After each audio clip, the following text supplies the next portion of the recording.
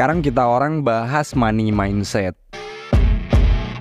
Lo pahami money mindset yang baik demi keuangan lo yang terbaik. Percaya nggak kalau mindset lo atau pola pikir seseorang itu dapat mempengaruhi jalan kehidupan dan nasib mereka sendiri? Karena dimulai dari pola pikir, segala keputusan dalam hidup dapat terwujud. Baik buruknya hasil keputusan tersebut ya tergantung diri lo. Satu mindset yang penting dimiliki adalah money mindset atau pola pikir tentang keuangan. Lo pahami dan kenali lebih dalam mengenai pola pikir money mindset sekarang. Sepenting apa mindset ini buat lo? Money mindset adalah sebuah pola pikir yang menentukan cara seseorang berpikir tentang uang, tentang bagaimana seseorang untuk mendapatkan uang dan berinvestasi, bahkan membelanjakan, dan cara mereka orang mengelola utang. Singkatnya, ini adalah bentuk keyakinan dan sikap lo terhadap uang. Bisa jadi lo udah punya money mindset yang baik, atau bahkan mindset lo buruk gitu tentang keuangan. Nah, bagaimana cara membentuk money mindset yang baik? Memiliki pola pikir yang baik tentang keuangan akan membuat lo memiliki kebiasaan baik dan segera meninggalkan kebiasaan buruk tentang uang. Lantas bagaimana cara membentuk pola pikir tersebut? Yang pertama, lo yang ngatur uang, bukan lo yang diatur uang. Ingat bahwa lo yang mengatur uang ya, bukan sebaliknya. Uang membutuhkan arahan dan rencana untuk memenuhi tujuan keuangan. Lo punya kendali penuh atas berbagai keputusan keuangan yang dilakukan. Salah satu bentuk kendali penuh atas keuangan adalah memiliki investasi, anggaran atau rencana keuangan. Nah, ini memang mindset ini harus dibangun. Kedua, lo kurangi pengeluaran emosional dan impulsif.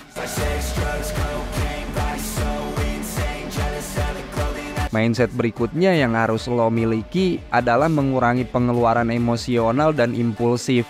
Uang memiliki dampak positif dan negatif, tergantung pada sang pengendalinya, yaitu lo sendiri. Karena pengeluaran berdasarkan emosional dan impulsif adalah masalah besar bagi banyak orang. Ini membuat lo juga yang malah jadi dikendalikan oleh uang. Berbagai macam bentuk utang konsumtif, gaya hidup boros, beli karena suatu barang lucu semisal bukan karena lo butuh. Jika dibiasakan ya akan membuat lo terjebak dan tidak berdaya. Jadi mindset lo perlu diperbaiki. Ketiga, lo jangan bandingkan diri lo dengan orang lain. Ini bahasa yang sering diulang-ulang setiap orang.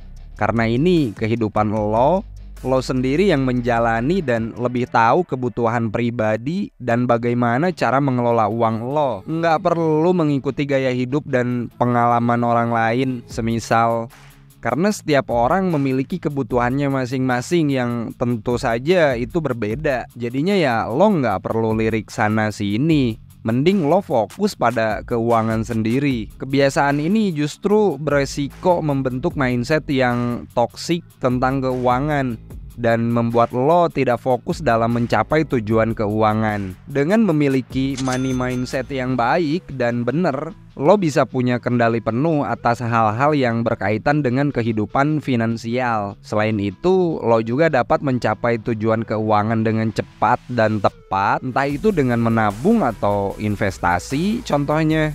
Dan sekarang pun kita orang belajar tentang bagaimana contoh kayak gaji 5 juta sebulan untuk memenuhi biaya hidup. Uang dari gaji bulanan yang lo terima tentunya akan dibagi-bagi untuk membeli kebutuhan, bener nggak?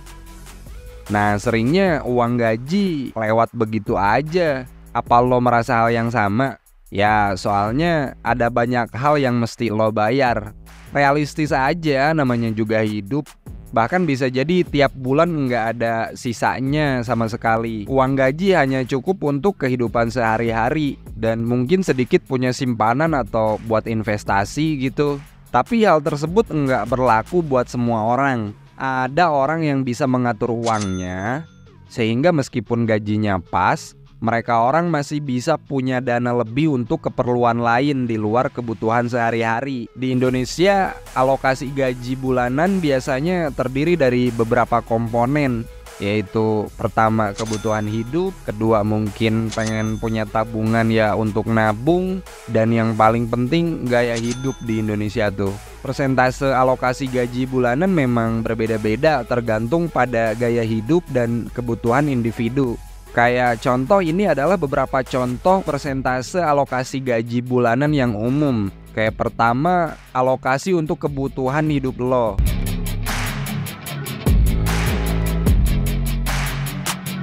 Biasanya dalam sebulan kebutuhan hidup orang kan mencapai 50% hingga 70% dari total gaji bulanan. Ya, tergantung pada tempat tinggal dan gaya hidup individu. Kebutuhan hidup mencakup pengeluaran untuk makanan, transportasi, sewa atau cicilan rumah, kayak lo bayar listrik, air, internet, dan kebutuhan pokok lainnya. Kedua, alokasi tabungan lo.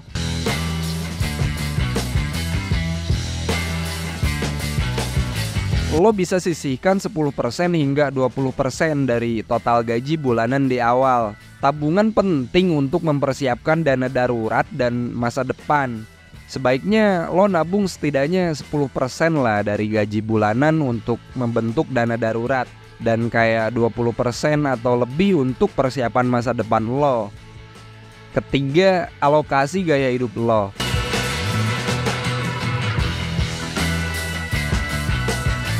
Ya dong, si paling lifestyle. Persentasenya mulai dari 10% hingga 30% dari total gaji bulanan. Tergantung pada gaya hidup individu sebetulnya. Gaya hidup mencakup pengeluaran untuk hiburan, semisal kayak contoh butuh liburan juga, belanja, makan di restoran mungkin, dan lo perlu juga menyalurkan hobi lo kan. Nah, dari persentase pembagian gaji tersebut, kita orang ambil rata-rata sekarang sebagai contoh. Jika lo punya gaji 5 juta dalam sebulan, nah berapa tuh alokasi 5 juta yang bisa lo terapkan? Nah, begini perhitungannya. Penghasilan bulanan kan 5 juta tuh. Kayak kebutuhan hidup 60% dikali 5 juta sama dengan 3 juta. Tabungan 20% dikali 5 juta sama dengan 1 juta. Gaya hidup 20% dikali 5 juta sama dengan 1 juta. Total jadi 5 juta kan. Nah, kayak gitu aja ngitungnya, sederhana. Atau lo juga bisa menerapkan rumus alokasi gaji, yaitu dengan pembagian gaji 50, 30, 20, dimana kebutuhan hidup lo sebesar 50%, tabungan lo 30%, dan gaya hidup lo 20%. Persentase alokasi gaji bulanan bisa berbeda-beda, tergantung tadi juga ya pada kebutuhan hidup dan preferensi individu. Jadi sangat penting untuk membuat anggaran dan mengalokasikan gaji dengan bijak untuk memenuhi kebutuhan hidup, untuk investasi, dan menikmati hidup yang lo inginkan tentunya. Dan lo juga perlu memahami manajemen utang supaya hidup tenang.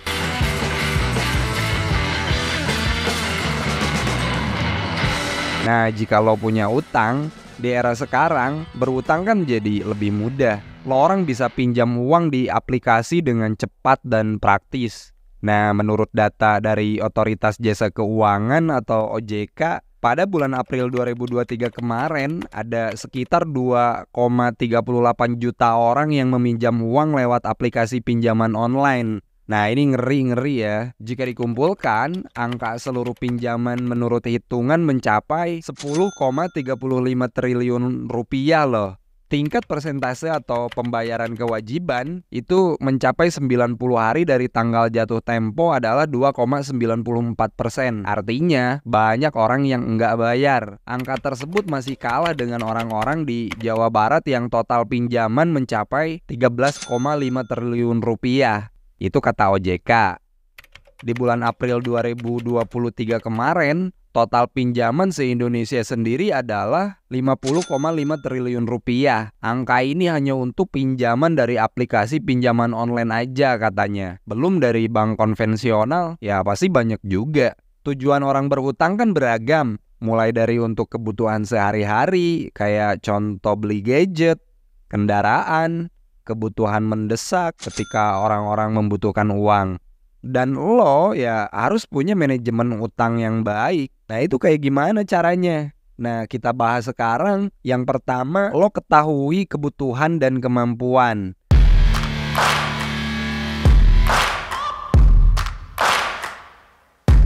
Idealnya, utang itu nggak lebih dari 30% gaji atau pendapatan. Maka, sebelum berutang, lo harus menghitung dengan cermat berapa jumlah utang yang cukup dengan penghasilan. Karena ada potensi gagal bayar jika lebih dari 30% penghasilan. Kedua, lo jangan mudah tergiur.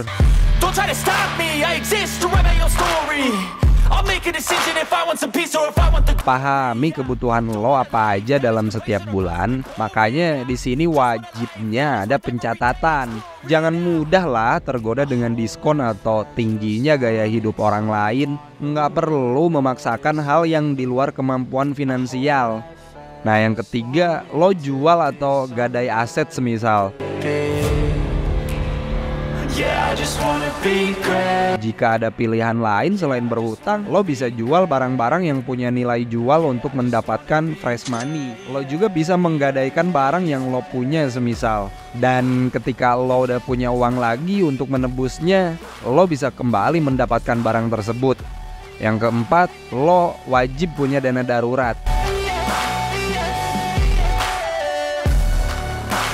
Nah pentingnya, dana darurat akan membantu lo untuk membiayai kebutuhan mendesak, sehingga lo tidak perlu berutang. Kalaupun dana darurat yang lo punya sedikit dan masih harus berutang, ya lo nggak perlu mengambil pinjaman terlalu besar. Penjelasan dana darurat sih udah gue bahas di video sebelumnya. Lo bisa cek sendiri tentang literasi keuangan yang membahas terkait dana darurat. Yang kelima, lo siapkan uang di awal. Maksudnya, lo punya kewajiban untuk membayar hutang. Maka, siapkan uang untuk bayar hutang di awal. Jangan sampai bayar melewati jatuh tempo. Riba itu ngeri, bos. Udah mah sistem bunganya ngejepit, bahaya dosanya besar lagi. Yang keenam, hindari gali lubang tutup lubang.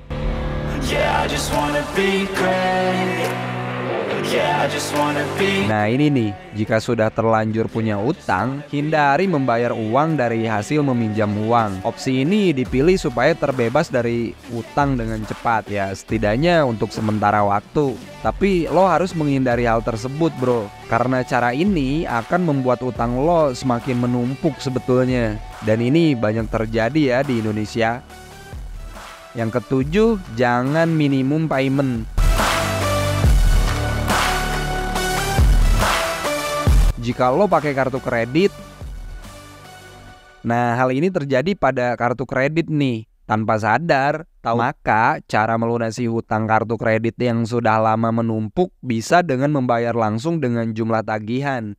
Sebisa mungkin hindari minimum payment, karena hutang lo akan semakin susah lunas bro. Nah yang kedelapan terakhir, lo gunakan jurus bola salju. I feel nauseous, believe me.